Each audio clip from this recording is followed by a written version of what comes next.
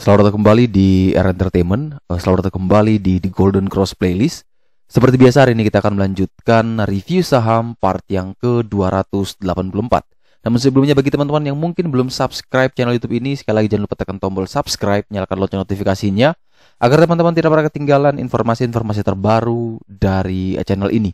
Di part yang ke-284 hari ini, kita akan mereview kurang lebih ada 6 saham, di mana ada PTPP, Toys, LPPF, Pakuwon, SMRA, dan saham BBRI. Kita langsung saja saham pertama ya, karena kita review kali ini adalah saham PTPP, di mana diperdagangkan hari ini saham PTPP ditutup minus 2,1% di harga 935, di mana kalau kita berbicara dia punya histori pergerakan hari ini, PTPP kemarin previous close-nya di 955, kemudian open langsung dibuka turun di 950, kemudian dia sempat naik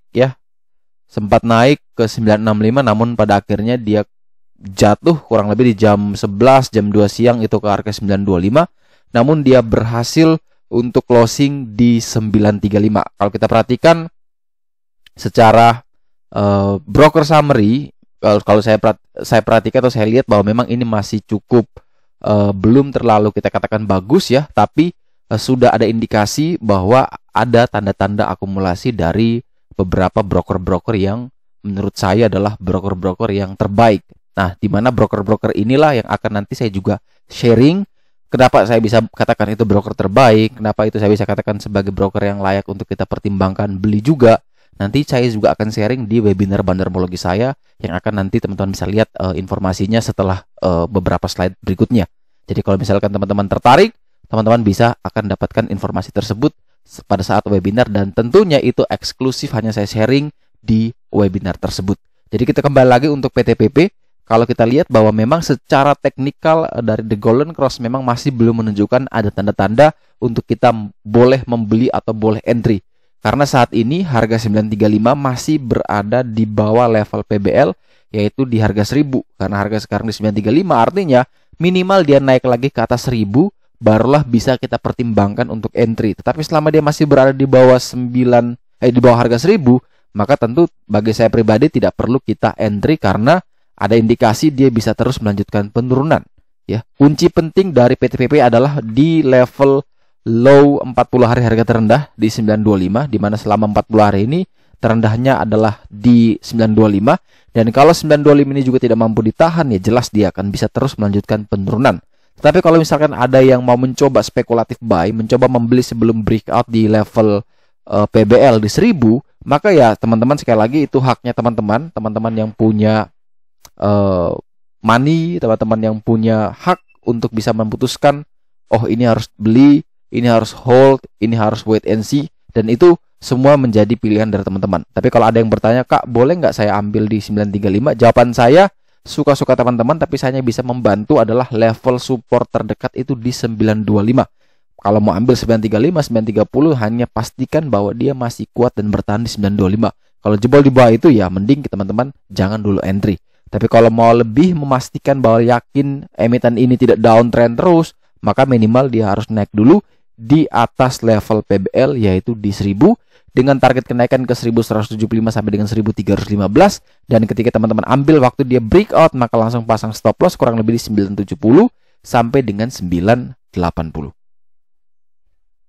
Selanjutnya kita punya saham Toys, di mana saham ini ditutup naik 3,12% di harga 99.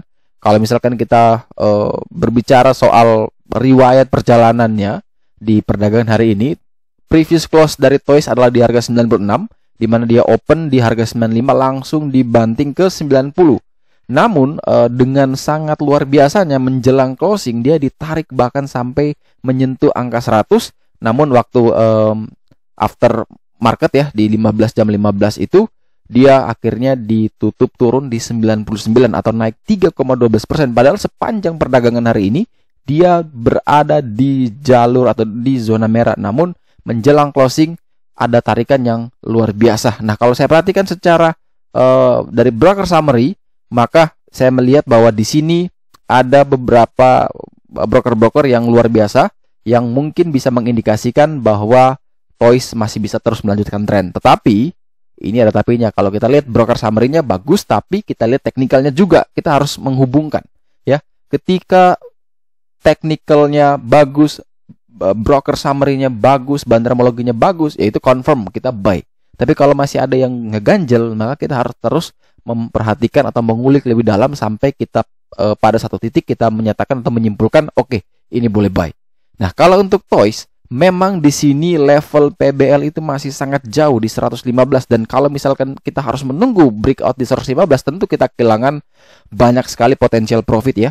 Jadi kurang lebih ada 16 poin itu kita akan kehilangan, dan 16 poin itu besar sekali ya, bisa bahkan di 17% kenaikan kalau kita baru mau menunggu di PBL. Nah, oleh sebab itu di sini ada satu level di mana kita bisa pakai itu sebagai level bantuan, yaitu level resistance psikologis di harga 100. Kalau besok dia bisa breakout di 100, silakan buy. 101 sampai dengan 101, cut loss kurang lebih di 9596. Target kenaikan adalah menuju ke 112 sampai dengan 115. Itu target kita ya. Kurang lebih dapat cuan 10 sampai 15%. Itu target kita. Tapi dengan resiko kita pasang kurang lebih sampai 5 tick ya. 4 sampai 5 tick, yaitu di 95 sampai 94. Itu mungkin berapa persen? Kalau teman-teman hitung 4-5%.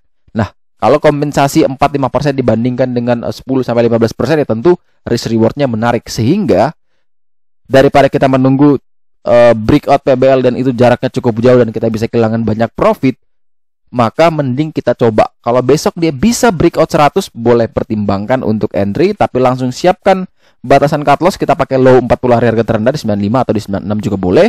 Dan target kenaikan adalah menuju 112. Di sini ada yang namanya gray line atau trend line atasnya, dan juga menuju PBL di 115. Itu sebagai target.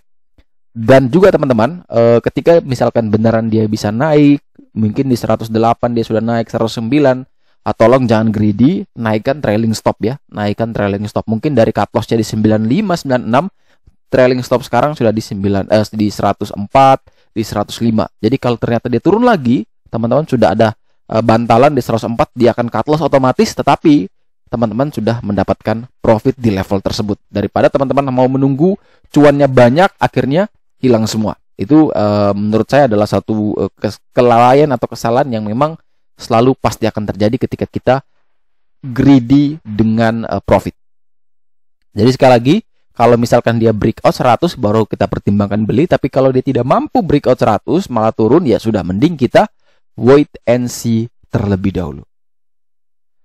Selanjutnya kita punya saham LPPF, di mana saham ini ditutup di harga 1.880 atau hari ini naik 3,29%. Kalau kita berbicara pergerakan hari ini, bahwa LPPF previous close-nya, penutupan hari sebelumnya itu di 1.820. Waktu pagi hari dia langsung open gap up di 1835 dan hanya mengalami penurunan sedikit ke 1830. Setelah itu dia bisa terus melanjutkan kenaikan sampai ke 1910 dan pada akhirnya dia harus closing di 1880 atau naik 3,30%, 3,29% hari ini ya. Sehingga kalau misalkan kita lihat bahwa sepertinya memang masih ada gap tipis sekali yang masih ditinggal dan belum ditutup ya. Dan tapi saya percaya bahwa gap itu tidak wajib ditutup, hanya kalau semua orang punya pemikiran yang sama, maka kita akan melihat bahwa harga akan cenderung mengikuti tersebut ya. Misalnya kalau semua percaya bahwa gap harus ditutup, ya pasti semua orang akan jual dan gap tertutup baru semua orang akan beli. Nah, itu adalah konsep psikologi yang bisa membuat atau yang bisa menggerakkan sebuah harga.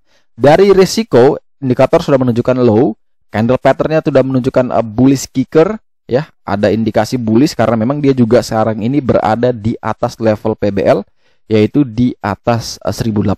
Artinya ini aman, resikonya low, target masih cukup jauh, yaitu menuju ke PBH di 2120 sampai dengan 40 hari harga tertinggi di 2320. Kalau kita berbicara tentang broker summary, saya tidak terlalu mengikuti untuk LPPF siapa pemain-pemain yang biasanya menggerakkan saham ini, tapi kalau secara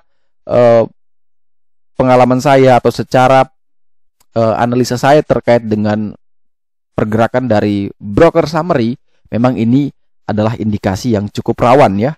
Ada indikasi dia bisa turun, tetapi kita tidak tahu karena saya tidak bisa memperhatikan siapa di balik broker-broker ini, karena kita tentu harus mempelajari ya di dalam brokers, di dalam belajar bandarmologi. Salah satu caranya adalah kita harus mempelajari yang namanya karakteristik sebuah emiten, siapa orang atau siapa broker summary di balik emiten tersebut. Jadi misalnya NI juga bisa jadi bandar, YP juga bisa jadi bandar, CC juga bisa bandar. Hanya kita harus perhatikan ada triknya bagaimana kita bisa mengetahui bahwa oh YP bandar, oh NI retail, oh NI bandar. Kita ada triknya untuk bisa mengetahui hal tersebut. Tetapi kalau secara kasat mata sekilas lihat ini, maka ini ada guyuran atau ada distribusi yang cukup besar dari beberapa broker-broker yang punya nama ya. Ini ada beberapa broker-broker yang menurut saya adalah broker-broker cukup kuat yang bisa membuat emiten ini mungkin bergerak tidak akan seleluasa ya. Tapi kita tidak tahu, mungkin besok ya saya juga bisa salah, tidak ada yang benar. Nanti yang terpenting adalah teman-teman harus punya yang namanya satu disiplin trading plan. Ketika teman-teman misalkan mau beli di level saat ini 1880, maka teman-teman harus ingat level supportnya di 1805. Kalau dia ternyata turun ke 1805 dan teman-teman harus cut loss 3 tick di bawah itu, kira-kira teman-teman bisa terima tidak risikonya? Kira-kira teman-teman bisa ikhlas tidak dengan risiko tersebut? Kalau ternyata bisa, ya silakan buy di 1880, terserah. Tapi kalau tidak bisa ikhlas, maka kita harus menurunkan harga pembelian kita atau kita menaikkan level cut loss kita. Tetapi menurut saya pribadi, karena level terkuatnya masih di 1805, maka opsi terbaik adalah kita menunggu lagi LPPF bisa turun sedikit dan barulah kita masuk. Ya mungkin 1805 sampai dengan 1820 itu adalah range buy yang menarik dengan batasan cut loss kurang lebih 1785 1790 dan target jauhnya nanti di 2120 sampai dengan 2320. Selanjutnya teman-teman, ini yang saya mau informasikan tadi bahwa Joran Investama kembali mengadakan live webinar 2-in-1 bandarmologi dan belajar valuasi saham, di mana di situ teman-teman akan belajar tentang bandarmologi dari Om Abdul, kemudian juga akan belajar valuasi saham bersama Timothy, dan nanti saya akan sharing tentang bandarmologi berdasarkan pengalaman yang sudah saya alami selama 7 tahun di capital market. Jadi itu hanya sharing saya, dan sharing itu tentu tidak akan saya ulang dan cuman ada di live webinar ini karena saya tidak pernah sharing kemanapun, karena itu saya keep buat pribadi saya. Tapi di webinar kali ini saya akan coba berbagi dan materinya sudah saya siapkan, dan nanti teman-teman juga bisa tanya jawab terkait hal tersebut. Jadi kalau teman-teman yang masih belum mendaftar, registrasinya hanya dibuka dari tanggal 3 sampai dengan 30 Juni. Hari ini tanggal 24, artinya kurang lebih 6 hari lagi kita countdown untuk close link pendaftarannya. Jangan sampai teman-teman tidak mendapatkan seatnya, jadi segera lakukan registrasi. bit.ly/joranbandar, hurufnya besar semua ya, bit.ly/joranbandar, atau teman-teman bisa klik link yang ada di deskripsi. Ya, di video ini teman-teman bisa buka deskripsinya, silakan klik link tersebut, nanti akan muncul Google Form, teman-teman bisa isi di sana, dan nantinya kita akan undang teman-teman ke dalam grup khusus, dan nanti teman-teman akan mendapatkan informasi mengenai link Zoom-nya, dan tentunya teman-teman akan mendapatkan satu spesial bonus, yaitu 100% teman-teman dapat berlangganan The Golden Cross Premium ya, senilai 150.000.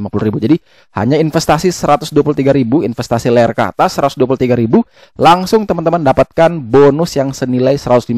Tentu kalau saya pribadi sebagai awam, saya akan melihat bahwa ini langsung auto cuan. Karena apa? Bayar 123.000 dapat bonus yang senilai 150.000. Itu belum saya dapat bonus investasi layar ke atas, dapat ilmu bandarmologi, dapat belajar valuasi saham. Artinya saya dapat double-double. Dan tentunya ini juga teman-teman mendapatkan link khusus juga untuk menonton kembali belajar analisa basic fundamental yang pernah kita bawakan di webinar sebelumnya. Jadi banyak sekali bonus, dan tentu ini bonusnya tidak akan pernah kita berikan lagi kepada teman-teman di next webinar ya. Dan saya yakinkan bahwa ini hanya sekali terjadi, kedepannya kita tidak akan memberikan bonus sebanyak ini. Jadi tetap harus punya mindset bahwa investasi layar ke atas dulu, setelah itu baru kita bisa terjun dan menghasilkan profit yang baik. Selanjutnya kita punya saham Pakuwon, di mana saham ini ditutup naik 4,62% di harga 452. Kalau misalkan kita berbicara soal pergerakan atau perdagangan hari ini, di mana dia previous close di 432, namun opening langsung ke 438.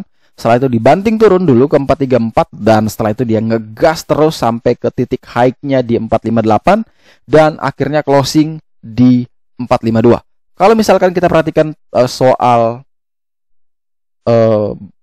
broker summary, di sini saya melihat bahwa ada beberapa broker yang cukup bagus, namun ada beberapa juga yang lepas ya, sehingga ini masih menunjukkan titik di mana kita perlu confirm ke teknikal untuk memastikan bahwa ini layak kita beli atau tidak. Nah, kalau kita lihat teknikal menggunakan the golden cross di sini, indikatornya sudah menunjukkan resiko low, dan di perdagangan hari ini dia berhasil ditutup tepat berada di level PBL. Nah, ini yang menjadi 50-50 juga ya. Bandarmologinya juga 50-50, teknikalnya juga 50-50. Kenapa 50-50 di teknikal? Karena PBL ini dia tepat. Antara PBL ini bisa jadi support atau jadi resisten. Nah, ini tergantung besok. Kalau dia bisa breakout, bisa melewati 452, katakan ke 454, teman-teman bisa pertimbangkan untuk entry buy. 452 sampai dengan 454, cut loss kurang lebih di 448, 446, target kenaikan ke 505 sampai dengan 545. Tapi kalau ternyata dia tidak mampu menembus lagi 452, malah turun, ya sudah, kita mending wait and see terlebih dahulu, tunggu lagi di 428. Tapi kalau bisa breakout 452 itu luar biasa, karena dia dekat sekali dengan PBL dan membuat satu space atau range yang cukup lebar untuk menuju ke area resisten berikutnya, yaitu di 505. Dan itu risk rewardnya begitu sangat menarik, sehingga besok tetap pantau ketat. Kalau sudah masuk di 452 sampai dengan 454, jangan lupa yang namanya stop loss, tetap pasang di 446 sampai dengan 448 sebagai bantalan untuk kita bisa menjaga resiko kita. Ingat, besok hari Jumat banyak sekali momentum yang mungkin akan terjadi, bisa taking profit atau apapun lah, karena di minggu lalu Jumat juga itu penurunannya sangat dalam sekali, sehingga tetap kita perlu yang namanya prepare untuk mengantisipasi ya. Kita perlu mempersiapkan segala hal atau segala yang buruk sekalipun yang mungkin bisa terjadi. Jadi kalau saya pribadi, ketika kita di capital market, ketika kita sedang trading, yang paling penting itu memang kita harus bisa menjaga, memanage resiko. Itu paling penting. Jadi prinsipnya gini, mending kita tidak usah trading, mending kita tidak usah cuan ya, daripada kalau kita masuk dan kita kehilangan uang semua ya. Mending kita simpan di tempat yang aman. Tapi kalau kita bisa kontrol, kita bisa manage risk, maka tentu profit itu akan datang sendiri. Dan biasanya untuk melatih bisa mengontrol emosi, teman-teman harus mulai dengan disiplin dan menggunakan money management yang teratur. Mungkin modalnya 100 juta, mungkin modalnya 1 miliar, tidak apa-apa, tapi tolong diatur ya, dibagi, di manage lebih baik, bahwa seberapa besar uang yang bisa kita investasikan, seberapa besar uang yang bisa kita tradingkan, dan batasan cut loss tersebut apakah bisa kita terima atau tidak. Kalau kita tidak bisa terima, ya kita akan kurangi besaran jumlah modal tersebut ya, sampai di titik di mana kita merasa bahwa oh, level inilah di mana saya sudah merasa nyaman. Kalau toh cut loss pun saya tidak apa-apa, karena saya percaya bahwa next kita bisa dapat yang lebih banyak lagi. Jadi tetap ingat, Pakuwon memang menarik, tetapi tetap harus prepare segala kemungkinan yang terjadi. Kalau dia naik ya syukur, puji Tuhan, alhamdulillah. Tapi kalau dia turun, ya sudah, kita punya bantalan untuk bisa membackup, jadi modal kita tidak tergerus lebih dalam. Selanjutnya kita punya saham SMRA. Ini juga saham yang sangat bagus sekali ya. Properti lagi benar-benar luar biasa bagus. SMRA berhasil naik 1,19% di harga 845. Dimana kalau kita perhatikan perdagangan hari ini di previous close-nya di 835, open juga di 835, namun sempat naik dulu, kemudian turun ke 830. Namun setelah itu dia naik melesat ke 850, akhirnya closing di 845.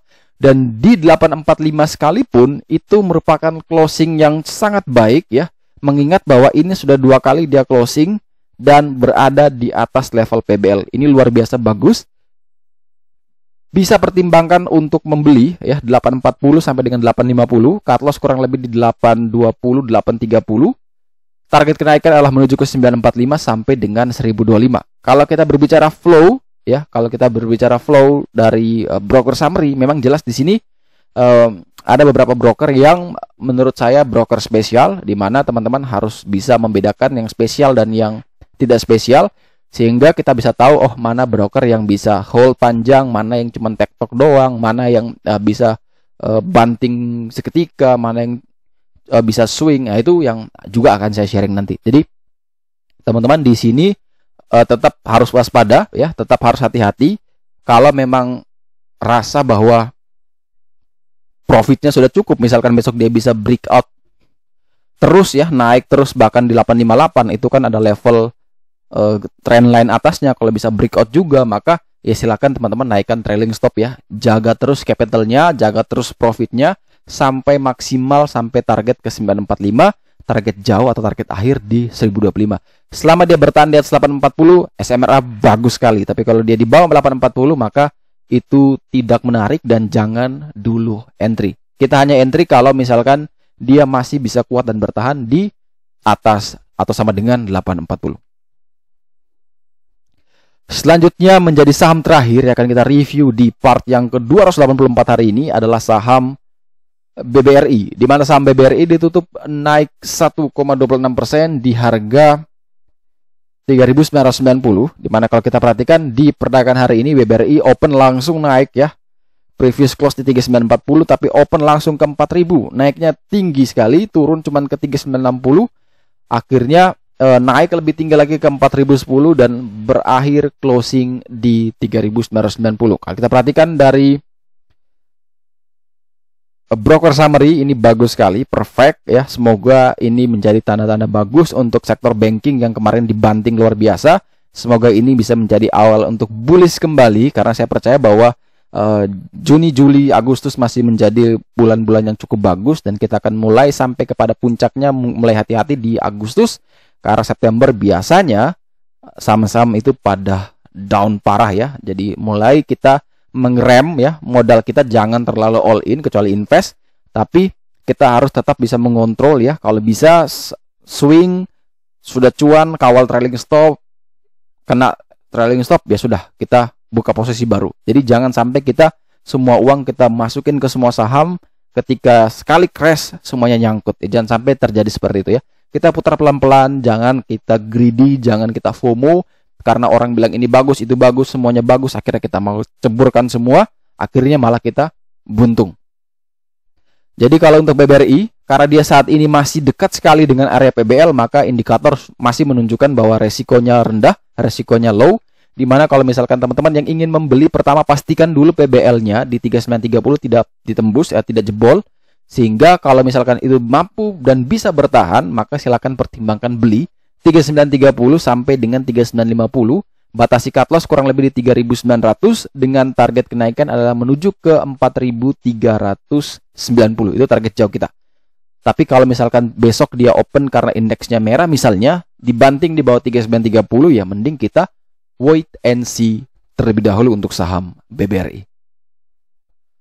Oke, sekian dulu review saham part yang ke-284 hari ini. Terima kasih banyak teman-teman yang telah setia menonton. Sekali lagi jangan lupa like, subscribe, dan share agar semua informasi yang dalam video ini dapat berguna, bermanfaat, dan tentunya bisa menjadi panduan trading di keesokan harinya. Sekali lagi, terima kasih banyak. Sampai jumpa dan semoga membantu.